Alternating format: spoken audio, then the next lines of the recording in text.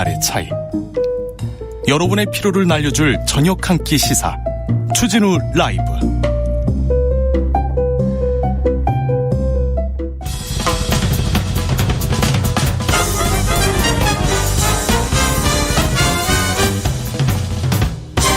훅 인터뷰. 모두를 위한, 모두를 향한 모두의 궁금증 훅 인터뷰. 대선의 핵심 키워드는 수도권, 청년, 그리고 중도층입니다. 중도층 확장을 위해서 영입 경쟁 치열한데요. 이분은 여야 모두 굉장히 러브콜 많이 받았습니다. 특별히 윤석열 후보 측에서 공을 그렇게 들였다고 하는데 결정은 이재명 후보였습니다. 왜 민주당이었는지, 왜 이재명이었는지 들어보겠습니다. 중도 성향을 가진 정책통으로 유명했는데요. 김관영 전 바른미래당 의원, 안녕하세요. 네, 안녕하세요. 네. 김관영입니다. 의원님 잘 지내셨어요? 얼굴 좋아지셨는데요. 예, 뭐 아무래도 좀 휴식 시간이 많고 스트레스가 덜하니까. 네. 예. 뭐 하면서 지내셨어요? 아유, 좋아 보이세요. 뭐 작년 8월부터 네. 공공정책전략연구소다 해서 네.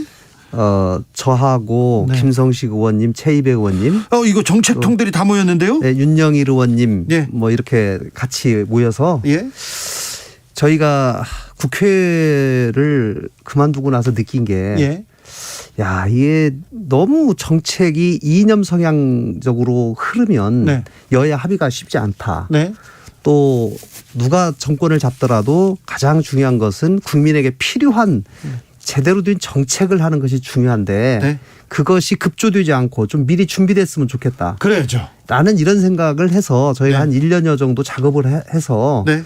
우리나라의 이번 대선을 앞두고 중요한 국가에서 늦었지만 네. 꼭 필요한 그런 정책 과제들을 정리해서 약 560페이지 정도로 정리를 했는데요. 아유. 13개 분야. 그래서 이것을 여야 의원들 또 대한민국에 있는 오피니언 리더들에게 전달을 한 바가 있습니다. 알겠습니다. 네. 자, 김관영 정책통인데다가 검사하셨고 또 뭐 검사는 안 했고요. 네. 예, 제가 사실을 봤죠. 예, 제가 재경부에 네. 근무를 했었고 회계법인 근무했고 로펌 근무했고 그랬어요. 그렇습니다. 그래서 뭐 다양한 또 많은 또 법안도 만드셨고 그랬습니다. 그래서 윤석열 후보 캠프에서 그렇게 오랫동안 공을 들였다는 얘기 들었습니다. 네. 아주 오랫동안. 뭐 아무래도 뭐 양쪽에 다 아시는 분들이 또 들어가시고 하니까 네. 또 저희가 중도에 있고 네. 또 정책집을 만들어서 여야에 배포하고 이렇게 하다 보니까 네. 좀 우리 그 팀이 좀 같이 와서 좀 도와줬으면 정말 좋겠다라는 제안을 네. 뭐 양쪽에서 다 오랫동안 받아왔죠. 네. 오랜 고민 끝에 네. 그래도 국힘보다는 민주당을 좀 고쳤으면 네. 그래도 희망이 좀 있지 않겠나 이런 생각을 했고요. 네. 특히 이재명 후보가 민주당에 좀 악역을 좀 맡아줘라. 네. 그 데블스 애드보케이트라는 네. 악마의 변호사라는 변호인이라는 그런 말 있잖아요. 네. 그러니까 민주당에 제대로 된 쓴소리를 하고 왜 민주당을 지지했던 많은 사람들이 민심이 떠났는지를 예. 객관적인 시각에서 보면서 분석하고 좀 대안을 내주는 역할을 좀 해줬으면 좋겠다. 자. 예. 예. 이런 말씀을 하셨기 때문에 그렇다면 우리가 좀 할 일이 있겠다. 네. 제가 4년 동안 야당이었으니까. 네네네. 예. 네, 할 일이 많죠. 예. 민주당 고쳤으면 희망이 보입니까? 뭐 그래도 예. 왜냐하면 지금 2년간 또 의석이 180석 가까이가 민주당이 계속 가지고 있기 때문에 네. 민주당이 제대로 역할을 하지 않으면 대한민국 자체가 올스톱될 가능성이 있거든요. 네.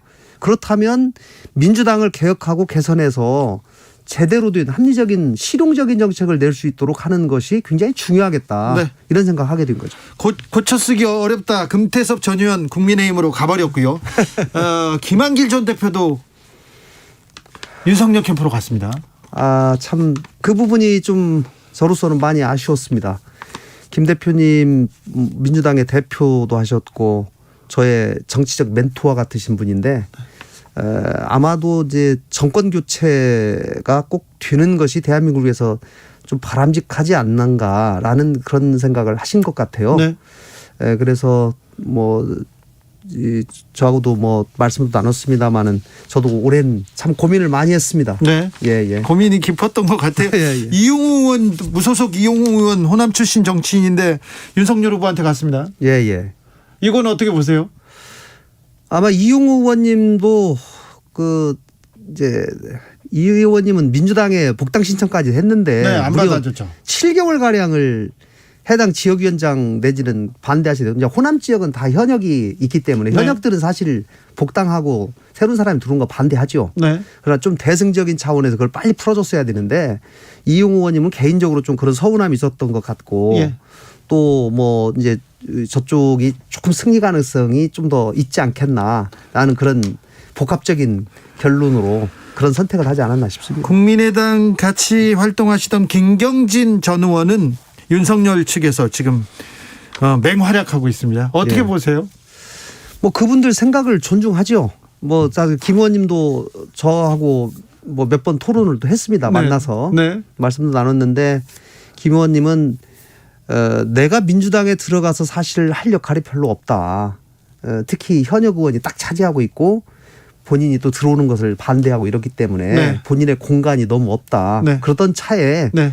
윤석열 캠프에서 간곡하게 요청을 하고 있고 거기 가면 그래도 좀 더 많은 활동 공간이 있지 않겠나 이런 고민이 있다라고 말씀하시더라고요. 이용우 의원도 그렇고 김경진 전 의원도 그렇고 대승적인 뭐 가치 신념 그것도 있지만 뭐 자기 정치적 입지도 중요하니까요. 정치인이라고 하는 것은 또 그게 굉장히 중요하죠. 예. 그렇습니까? 자, 거대 양당이 이렇게 자리 잡은 이 정치 현실 속에서 네. 밖에서 볼 때 네. 어떤 점 고쳐야 되겠다. 어떤 점에서는 내가 역할을 해야겠다 생각하셨어요? 21대 국회를 보니까 정말 이거는 이 마주보고 달리는 기차, 예. 충돌 직전의 기차인 것 같아요. 양보가 없고 서로 갈등 분열 너무 심한 것 같습니다. 심각해서 이것을 어떻게 좀 고쳐서 저는 뭐 초지일관 대한민국의 정치 제도가 좀 다당제로 가고 합의제 민주주의로 가고 네. 연정을 해야 된다. 네. 연정을 통해서 연정 상대방하고 정책에 조율을 하고 네. 그런 양보와 타협의 경험이 축적이 될 때 정치가 한 수준 높아지고 그런 경험들이 사회적으로 또 밖으로도 이 확산이 돼서 네. 사회 갈등 수준을 줄일 수 있는 중요한 그 원천 같은 일을 정치가 할 수 있겠다. 네. 이제 독일에서 저는 사실 굉장히 그런 모습을 보고 있는데 삼지대가 그런 네. 거를 많이 부르짖었죠. 네. 최근에 뭐 안철수 후보하고 심상정 후보하고 만나기도 만나가지고 했는데. 거기서도 여러 가지 정치개혁 과제, 특히 뭐 결선 투표자라든가 이 다당제를 위한 선거제도 개혁 이런 걸 주장을 하셨는데 네. 이제 저도 뭐 삼지대 활동을 오래 했기 때문에 네. 근데 지금 21대에서는 워낙 의석 분포가 예. 현실적으로 이 불균형이 돼 있고 삼지대에서 부르짖는 여러 가지 정치 구호가 참 말은 좋은데 네. 구호에만 그칠 가능성이 있겠다. 이것이 결실을 맺는 것이 중요한데 그 결실을 맺게 하기 위해서는 어차피 의석 있는 정당으로 가서 의사결정권 있는 정당으로 가서 나의 생각을 좀 더 많이 전파해야 되겠다 이런 생각도 한 거죠. 안철수 후보는 안 되겠던가요? 어떤 면에서요? 아니 같이 정치도 옛날에 하고. 해봤는데 네. 뭐 안 후보님도 굉장히 이 대한민국의 한때는 훌륭한 정치적 자산이셨는데 한때는요. 몇 번의 좀 실기와 네. 이 결정적인 판단 미스를 좀 하신 것 같아요. 네. 그래서 이제 주변에 많은 돕는 분들이 떠나게 됐죠. 네. 참 좀 안타깝게 생각합니다. 자, 김종인 위원장도 그렇고 윤석열 후보도 그렇고 집권하면 네. 평평 거국내각 그리고 네. 호남으로 가겠다 부르짖고 있습니다. 그래서 김관영 만약에 윤석열 캠프로 갔으면 더 중용되고 더 크게 쓰였을 건데 네. 왜 윤석열 후보 선택하지 않았습니까? 이제 제가 초지일관 그리고 저의 정치적 신념이라는 게 있지 않습니까? 네. 뭐 저는 적어도 처음 정치를 민주당에서 시작했었고 네. 또 합리적 진보와 중도 노선을 견지하면서 네. 해왔기 때문에 국힘의 뿌리가 저하고 참 맞기는 쉽지 않겠다. 네. 이 아무리 그래도 진영을 완전하게 넘어가는 것, 예. 그 선만은 넘어가지 말자라는 네. 그런 저 나름대로의 판단이 있었기 때문에 네. 가기가 좀 어려웠던 것 같습니다. 김경진 전 의원 넘어갈 때, 야, 네. 거기는 아니잖아. 그 선은 넘지 마라. 이 얘기 하셨어요? 뭐 가기 전에는 저한테 말씀 안 했기 때문에 가고 난 다음에 그렇습니까? 말씀하시니까 네. 제가 그럼 어쩔 수 없죠. 최이배 전 의원 같이 입당하셨죠? 예. 김성식 전 의원은 김 의원님은 같이 저하고 정책연구도 하셔서. 같이 활동도 하고 했는데 아마 김성식 의원님은 또 과거에 이 새누리당 출신이기 때문에 네. 또 그쪽에서도 많은 제의도 받고 해서 깊은 고민이 계신데 아마 뭐 저희한테는 어느 진영에도 가지 않겠다 이번에는. 아, 그래요? 예, 그냥 중립 지키는 것이 본인은 좋겠다라는 그런 판단을 좀 하시는 것 같습니다. 자, 이번 대선에서요. 예. 김종인 위원장의 파괴력은 어느 정도라고 보십니까? 파괴력이 그래도 어느 정도 있으니까 그렇게 끝까지 영입하려고 노력하고 네. 또 이준석 대표나 윤석열 후보가 그렇게 공을 들였지 않겠습니까? 네. 네. 저는 뭐 나름대로 상당한 영향력이 있을 것이라고 생각합니다. 제3지대에서 본 이번 대선 네. 어떻게 보셨고 어떻게 예상하십니까? 제3지대에서는 어쨌든지 정책들이 네. 이제 중도를 향하잖아요. 네. 처음에 당내 경선이 마치고 나면 중도 확장 정책을 해서 굉장히 양쪽의 정책들이 가운데로 수렴을 많이 하기 때문에 지금 다 중도를 향하고 있습니다. 예, 그래서 제3지대를 저 오래 지켜온 저로서는 마지막 순간에는 양쪽 대선 후보들에게 중요한 정치개혁 과제, 네. 다당제로의 개혁, 또 청와대 정부를 극복할 수 있는 분권형 대통령제로의 개헌, 이런 것들이 좀 특히 정치 제도에 관한 개선 공약을 지금 두 거대 야당의 후보들이 받아서 네. 제3지대에 있는 사람들과 합종연용할 수밖에 없지 않겠는가, 이렇게 저는 예상합니다. 자, 제3지대에서 보니까 정치 신인 윤석열 네. 몇 달 동안 어떻게 보셨어요?